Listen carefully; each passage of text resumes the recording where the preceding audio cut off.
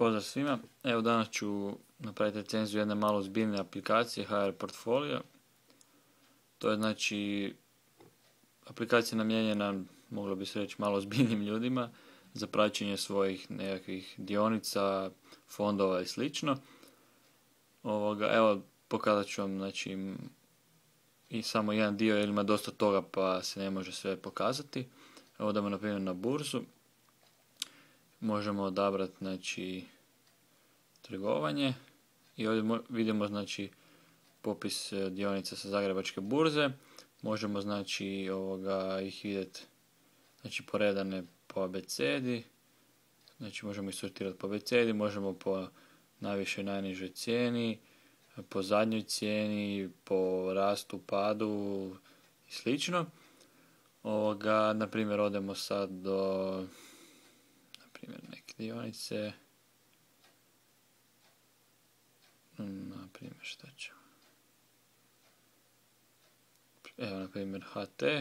Kliknemo na HT i vidimo malo više informacija. Znači vidimo koja je uopće to dionica, znači koja je bila zadnja vrijednost dionice, koja je promjena i slično. Znači ono standardno stvari sa burze.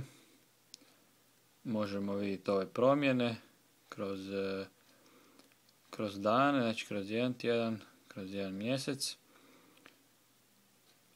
Dakle vidimo da to uzima znači podatke sa Zagrebačke burze. I sad najvažnije stvari je u biti dio pratim, to se tako zove, znači gdje vi možete u biti pratiti svoje neke dionice u portfoliju. Sad da vidimo, klikamo na pratim i otvori nam se znači dio gdje vi možete odabrati da možete pratiti stanje te dionice i slično. Znači možemo staviti na primjer da pratim zadnju vrijednost, a možemo pratiti cijelu vrijednost imovine. Ja ću sad staviti da pratim oba dva i ovdje napišete znači količinu dionica koje imate. Dobro. I sad da vam pokažem gdje vi to u biti pratite. Znači idemo na dio moj portfelj.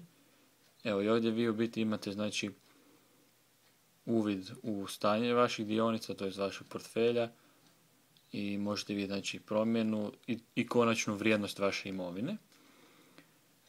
Dobro, znači ovdje u biti možete imati sve svoje stvari koje pratite na jednom mjestu, znači ne morate svaki dan ići bez veze gledati cijelu burzu, nego jednostavno imate sve svoje vaše stvari, ali ako možete i dodati. Znači, a i možete ovdje, na primjer, kliknete na ovu kvačicu i možete automatski promijeniti, možda ako ste kupili još više dionica i slično, ili prodali koju. Znači možete uvijek maknuti, a i ta kvačica vam znači da to pratite. Ne? Sad malo, na primjer, odemo na fondove, na primjer šta znam, odemo na primjer na mješovite fondove, isto vidimo ta stanje, znači isto kao u dionicama, isto možemo pratiti i slično. Znači standardno, odemo na primjer na vijesti i vidimo nekakve vijesti vezane za dionice i slično. Evo vidimo iPhone aplikacija, dijelimo promo kod. Evo, znači zanimljivo.